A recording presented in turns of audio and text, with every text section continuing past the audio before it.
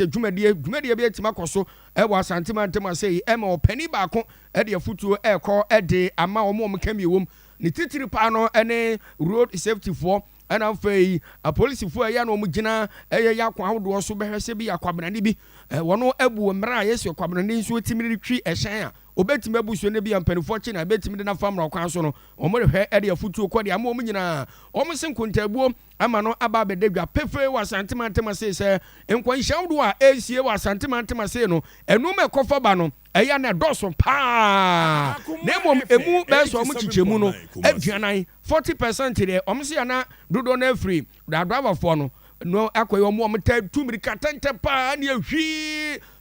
se bianka mi wi a me fa ka akwa pie mo so ko bai se kwan na da so e free shaye so ko e da so ntube wan se kwabra ne waka ne to atwom ene wa ti ade nsu na wi sa nura sei nyame nko kan kwan hye bi esi so ko bai no na tese ne enyan pa ne nyina se du ba bi se akwa no ko speed dodo na ni ba no so na just wa fairly break e to me se 40% e mi katente ya na adwa for ne bi etimi ko no ene nam so ne ba sentiment ma se ya enkwan hye bebre ko so nyina no egusua eyesa na media course research scientist de Emma Bloomberg coordinator edma CSIR penia ne ken ene engineer Yewura Francis Afoka wono ena de afutu semwe eko edema aban yahu say speed ewo hwe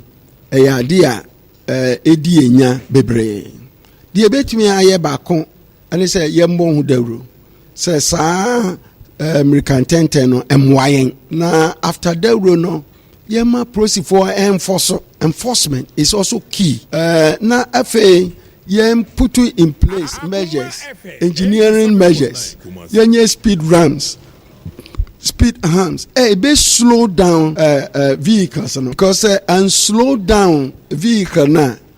the omo eco American tenten na emwa enya ebonipa chances say ombewu no high se ka no enya bonipa chances nipa no befa so obeto nananom wonse do no eya na ewo so nti beya no ma esempemfo de guna kwan mu ebeboa ema ahyenkafo de bia da wo mu communicatante ne so bete ema ewu nso ate no eno ene nsem kakra opene efense engineer Francis Afoka otimi de amaye ye nto akase no so na kamia kwa se na watwe yanhyase ye